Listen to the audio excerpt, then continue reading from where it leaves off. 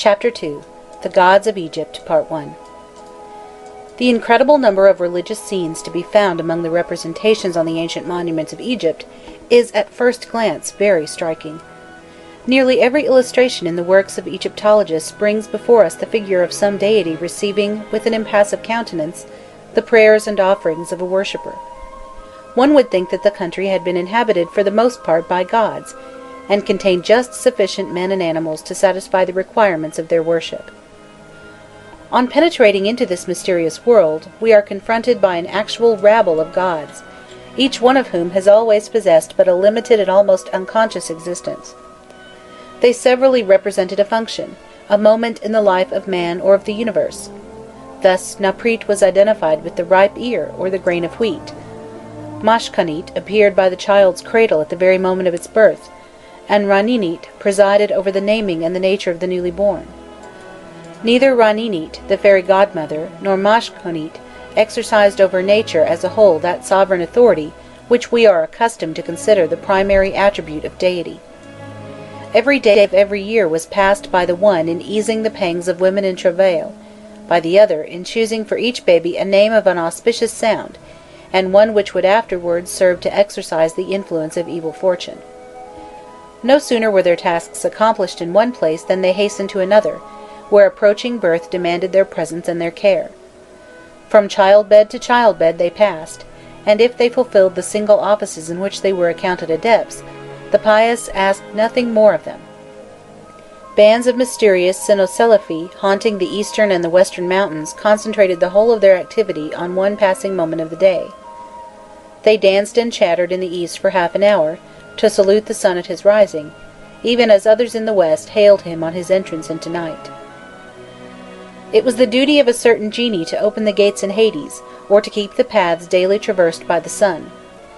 These genii were always at their posts, never free to leave them, and possessed no other faculty than that of punctually fulfilling their appointed offices.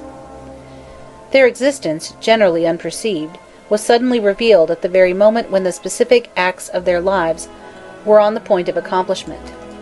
These being completed, the divinities fell back into their state of inertia, and were, so to speak, reabsorbed by their functions until the next occasion. Scarcely visible even by glimpses, they were not easily depicted. Their real forms being often unknown, these were approximately conjectured from their occupations. The character and costume of an archer, or of a spearman, were ascribed to such as roamed through Hades, to pierce the dead with arrows or with javelins. Those who prowled around souls to cut their throats and hack them to pieces were represented as women armed with knives, carvers, dunit, or else as lacerators, nokit. Some appeared in human form, others as animals, bulls or lions, rams or monkeys, serpents, fish, ibises, hawks. Others dwelt in inanimate things, such as trees, sistrums, stakes stuck in the ground, and lastly, many betrayed a mixed origin in their combinations of human and animal forms. These latter would be regarded by us as monsters. To the Egyptians they were beings, rarer perhaps than the rest, but not the less real, and their like might be encountered in the neighbourhood of Egypt. How could men who believed themselves surrounded by sphinxes and griffins of flesh and blood doubt that there were bull-headed and hawk-headed divinities with human busts? The existence of such paradoxical creatures was proved by much authentic testimony. More than one hunter had distinctly seen them as they ran along the furthest plains of the horizon, beyond the herds of gazelles of which he was in chase, and shepherds dreaded them for their flocks as truly as they dreaded lions, or the great Felice of the desert. This nation of gods, like nations of men, contained foreign elements, the origin of which was known to the Egyptians themselves. They knew that Hathor, the milch cow, had taken up her abode in their land from very ancient times, and they called her the Lady of Puanit, after the name of her native country. Bisu had followed her in course of time, and claimed his share of honours and worship along with her. He first appeared as a leopard, then he became a man clothed in a leopard's skin, but of strange countenance and alarming character, a big-headed dwarf with high cheekbones, and a wide and open mouth, whence hung an enormous tongue. He was at once jovial and martial, a friend of the dance and of battle. In historic times all nations subjugated by the pharaohs transferred some of their principal divinities to their conquerors, and the Libyan Shahididi was enthroned in the valley of the Nile, in the same way as the Semitic Baalu and his retinue of Astartes, Anitis, Etchefs, and Kadshus. These divine colonists fared like all foreigners who have sought to settle on the banks of the Nile. They were promptly assimilated, wrought, moulded, and made into Egyptian deities scarcely distinguishable from those of their old race. This mixed pantheon had its grades of nobles, princes, kings, and each of its members was representative of one of the elements constituting the world, or of one of the forces which regulated its government. The sky, the earth, the stars, the sun, the Nile, were so many breathing and thinking beings whose lives were daily manifest in the life of the universe. They were worshipped from one end of the valley to the other, and the whole nation agreed in proclaiming their sovereign power. But when the people began to name them, to define their powers and attributes, to particularize their forms, or the relationships that subsisted among them, this unanimity was at an end. Each principality, each nome, each city, almost every village, conceived and represented them differently. Some said that the sky was the great Horus, Heroiris, the sparrow-hawk of mottled plumage which hovers in highest air, and whose gaze embraces the whole field of creation. Owing to a punning assonance between his name and the word Horu, which designates the human countenance, the two senses were combined, and to the idea of the sparrow-hawk there was added that of a divine face, whose two eyes opened in turn, the right eye being the sun, to give light by day, and the left eye the moon, to illuminate the night. The face shone also with a light of its own, the zodiacal light, which appeared unexpectedly, morning or evening, a little before sunrise and a little after sunset.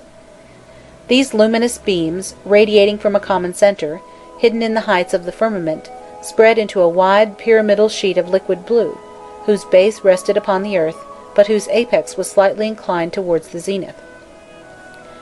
The divine face was symmetrically framed, and attached to earth by 4 thick locks of hair.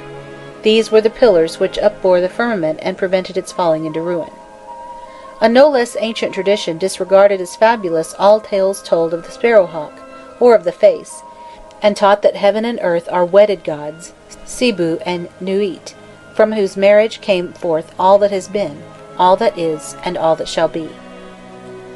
Most people invested them with human form, and represented the earth god Sibu as extended beneath Nuit, the starry one. The goddess stretched out her arms, stretched out her slender legs, stretched out her body above the clouds, and her dishevelled head drooped westward. But there were also many who believed that Sibu was concealed under the form of a colossal gander, whose mate once laid the sun-egg, and perhaps still laid it daily.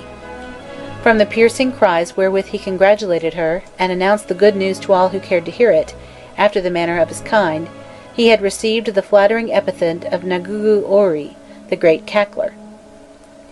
Other versions repudiated the goose in favour of a vigorous bull, the father of gods and men, whose companion was a cow, a large-eyed Hathor, of beautiful countenance. The head of the good beast rises into the heavens, the mysterious waters which cover the world flow along her spine, the star-covered underside of her body, which we call the firmament, is visible to the inhabitants of earth, and her 4 legs are the 4 pillars standing at the 4 cardinal points of the world. The planets, and especially the sun, varied in form and nature according to the prevailing conception of the heavens. The fiery disk, Atanu, by which the sun revealed himself to men, was a living god, called Ra, as was also the planet itself. Where the sky was regarded as Horus, Ra formed the right eye of the divine face. When Horus opened his eyelids in the morning, he made the dawn and the day. When he closed them in the evening, the dusk and night were at hand. Where the sky was looked upon as the incarnation of a goddess, Ra was considered as her son, his father being the earth god, and he was born again with every new dawn, wearing a sidelock, and with his finger to his lips as human children were conventionally represented. He was also that luminous egg, laid and hatched in the east by the celestial goose, from which the sun breaks forth to fill the world with its rays.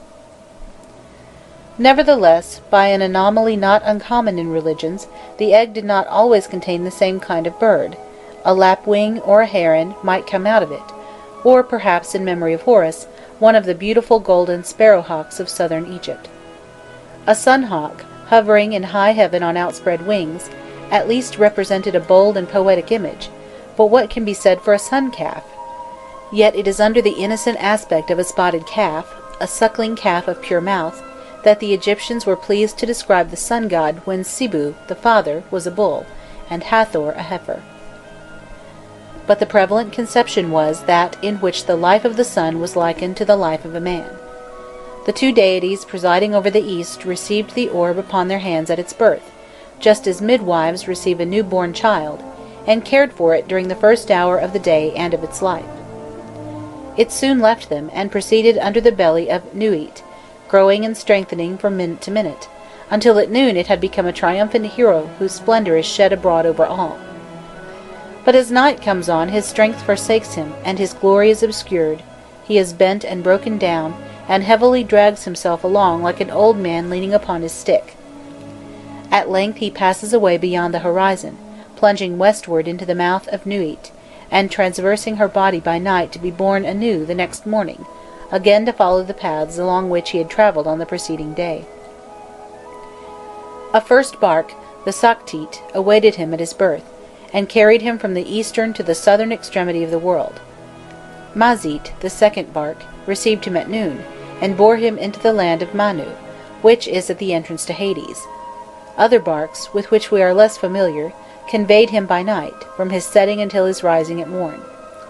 Sometimes he was supposed to enter the barks alone, and then they were magic and self-directed, having neither oars nor sails nor helm.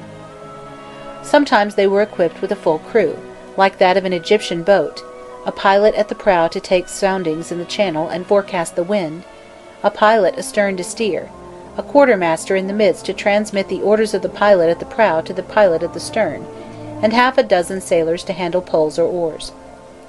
Peacefully the bark glided along the celestial river, amid the acclamations of the gods who dwelt upon its shores. But occasionally a puppy, a gigantic serpent, like that which hides within the earthly Nile and devours its banks, came forth from the depths of the waters and arose in the path of the god. As soon as they caught sight of it in the distance, the crew flew to arms, and entered upon the struggle against him with prayers and spear thrusts. Men in their cities saw the sun faint and fail, and sought to succour him in his distress. They cried aloud, they were beside themselves with excitement, beating their breasts, sounding their instruments of music, and striking with all their strength upon every metal vase or utensil in their possession, that their clamour might rise to heaven and terrify the monster. After a time of anguish, Ra emerged from the darkness and again went on his way, while Apopis sank back into the abyss, paralysed by the magic of the gods, and pierced with many a wound. Apart from these temporary eclipses, which no one could foretell, the Sun King steadily followed his course round the world, according to laws which even his will could not change. Day after day he made his oblique ascent from east to south, thence to descend obliquely towards the west. During the summer months the obliquity of his course diminished, and he came closer to Egypt. During the winter it increased, and he went farther away. This double movement recurred with such regularity from equinox to solstice, and from solstice to equinox, that the day of the god's departure and the day of his return could be confidently predicted. The Egyptians explained this phenomenon according to their conceptions of the nature of the world. The solar bark always kept close to that bank of the celestial river which was nearest to men, and when the river overflowed at the annual inundation, the sun was carried along with it outside the regular bed of the stream, and brought yet closer to Egypt. As the inundation abated, the bark descended and receded, its great distance from earth corresponding with the lowest level of the waters. It was again brought back to us by the rising strength of the next flood, and as this phenomenon was yearly repeated, the periodicity of the sun's oblique movements was regarded as the necessary consequence of the periodic movements of the celestial Nile. End of Section 9. Chapter 2. The Gods of Egypt, Part 2. The same stream also carried a whole crowd of gods, whose existence was revealed at night only to the inhabitants of earth. At an interval of 12 hours, and in its own bark, the pale disk of the moon, Ya'uhu Ahuhu, Ya'uhu Auhu, followed the disk of the sun along the ramparts of the world. The moon also appeared in many various forms, here as a man born of Neut, there as a cynocephalus or an ibis, Elsewhere it was the left eye of Horus, guarded by the ibis or cynocephalus.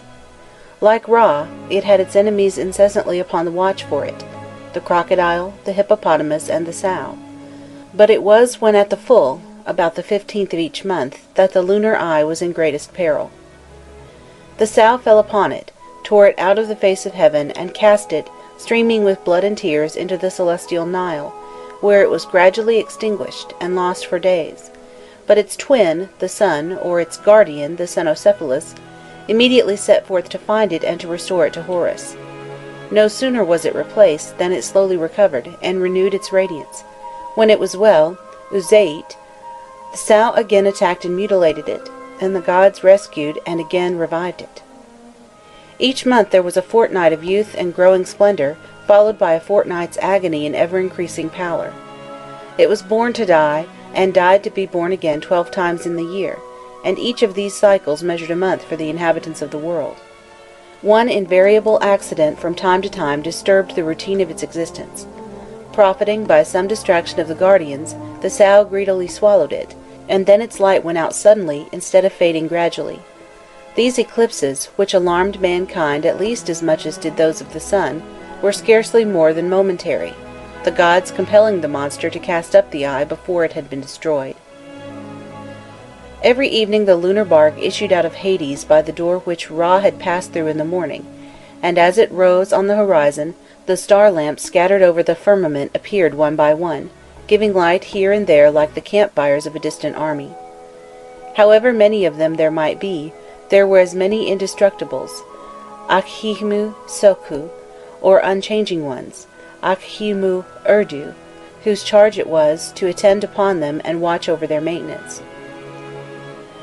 They were not scattered at random by the hand which had suspended them, but their distribution had been ordered in accordance with a certain plan, and they were arranged in fixed groups like so many star republics, each being independent of its neighbors.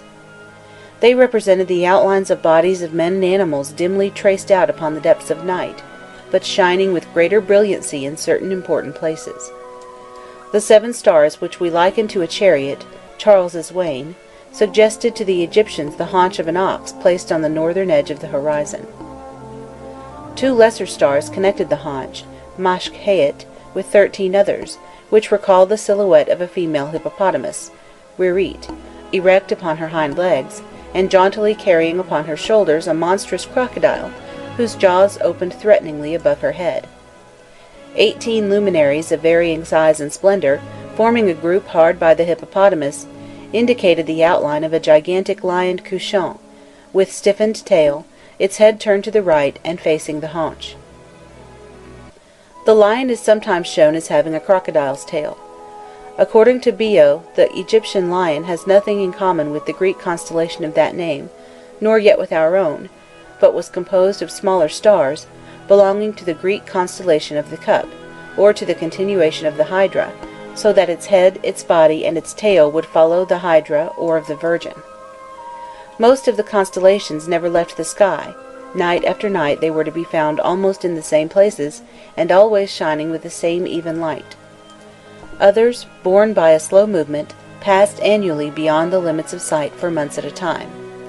5 at least of our planets were known from all antiquity, and their characteristic colors and appearance carefully noted. Sometimes each was thought to be a hawk-headed Horus, Uapshetuti, our Jupiter, Kahiri, Saturn, Sobku, Mercury, steered their bark straight ahead like Iahu and Ra, but Mars-Doshiri, the red, sailed backwards. As a star, Bonu, the bird, Venus, had a dual personality. In the evening it was Uati, the lonely star which is the first to rise, often before nightfall. In the morning it became Tianuturi, the god who hails the sun before his rising and proclaims the dawn of day. Sahu and Soptit, Orion and Sirius were the rulers of this mysterious world. Sahu consisted of 15 stars, 7 large and 8 small, so arranged as to represent a runner darting through space, while the fairest of them shone above his head, and marked him out from afar to the admiration of mortals. With his right hand he flourished the crux ansata, and turning his head towards Sothis, as he beckoned her on with his left, seemed as though inviting her to follow him. The goddess, standing sceptre in hand, and crowned with a diadem of tall feathers surmounted by her most radiant star, answered the call of Sahu with a gesture, and quietly embarked in pursuit as though in no anxiety to overtake him. Sometimes she is represented as a cow lying down in her bark, with tree stars along her back, and Sirius flaming from between her horns. Not content to shine by night only, her bluish rays suddenly darted forth in full daylight and without any warning, often described upon the sky the mystic lines of the triangle which stood for her name. It was then that she produced those curious phenomena of the zodiacal light which other legends attributed to Horus himself. One, and perhaps the most ancient of the innumerable accounts of this god and goddess, represented Sahu as a wild hunter. A world as vast as ours rested upon the other side of the iron firmament. Like ours, it was distributed into seas, and continents divided by rivers and canals, but peopled by races unknown to men. Sahu traversed it during the day, surrounded by genii who presided over the lamps forming his constellation. At his appearing, the stars prepared themselves for battle, the heavenly archers rushed forward, the bones of the gods upon the horizon trembled at the sight of him, for it was no common game that he hunted, but the very gods themselves. One attendant secured the prey with a lasso, as bulls are caught in the pastures, while another examined each capture to decide if it were pure and good for food. This being determined, others bound the divine victim, cut its throat, disemboweled it, cut up its carcass, cast the joints into a pot, and superintended their cooking.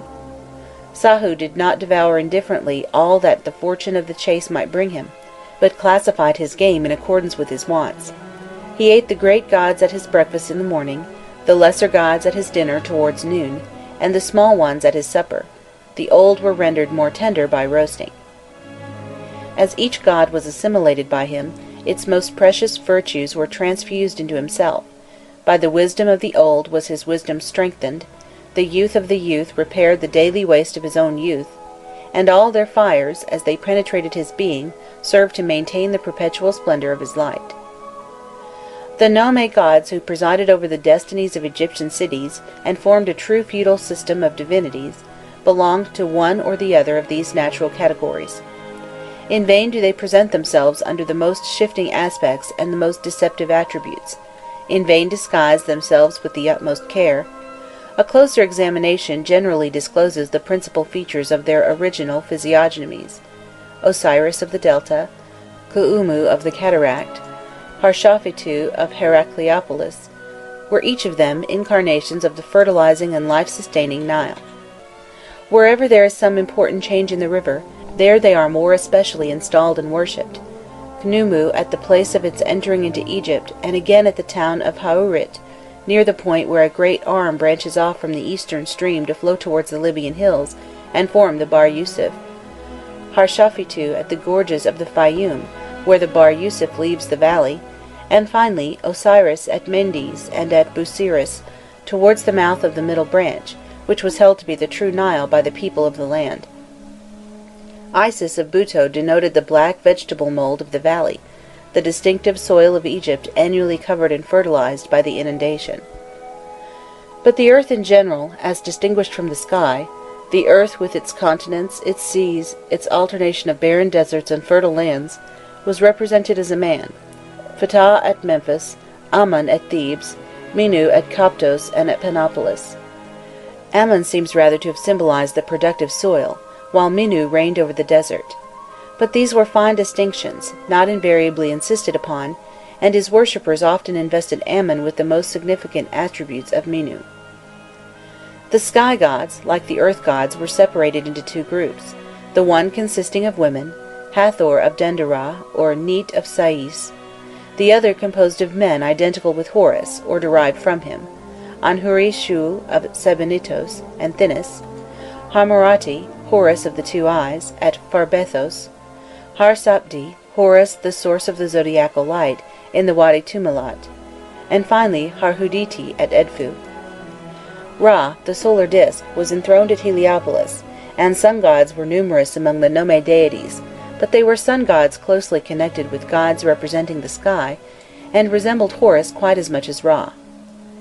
Whether under the name of Horus or Anhuri, the sky was early identified with its most brilliant luminary, its solar eye, and its divinity, as it were, fused into that of the sun. Horus the sun, and Ra the sun god of Heliopolis, had so permeated each other that none could say where the one began and the other ended. One by one all the functions of Ra had been usurped by Horus, and all the designations of Horus had been appropriated by Ra.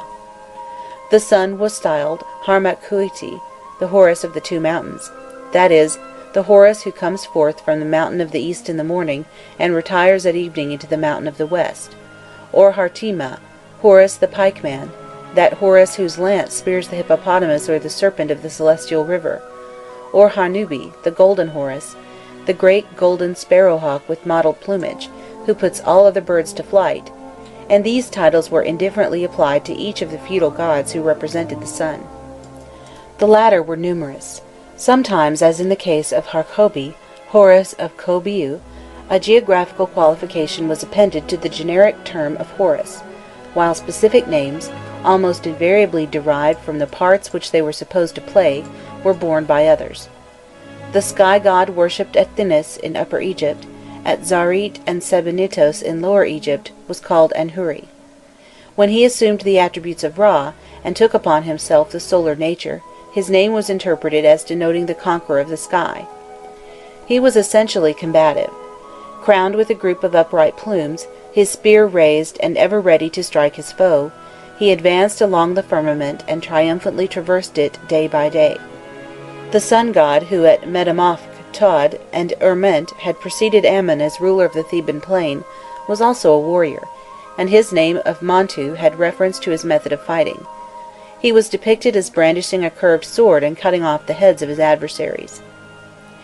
Each of the feudal gods naturally cherished pretensions to universal dominion, and proclaimed himself the suzerain, the father of all the gods, as the local prince was the suzerain, the father of all men, but the effective suzerainty of god or prince really ended where that of his peers ruling over the adjacent nomes began.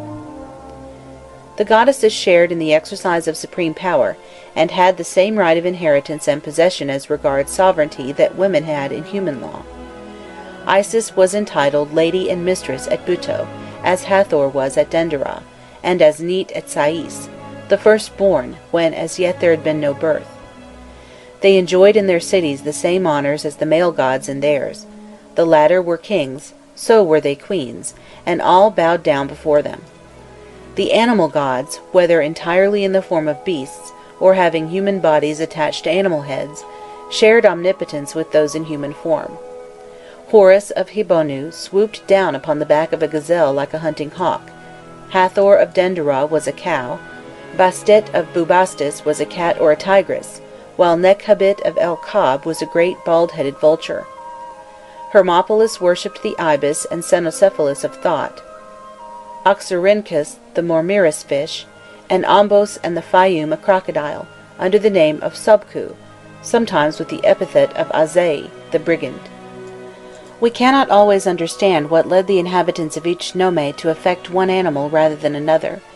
Why, towards Greco-Roman times, should they have worshipped the jackal or even the dog at Siut? How came Siut to be incarnate in a fennec, or in an imaginary quadruped? Occasionally, however, we can follow the train of thought that determined their choice.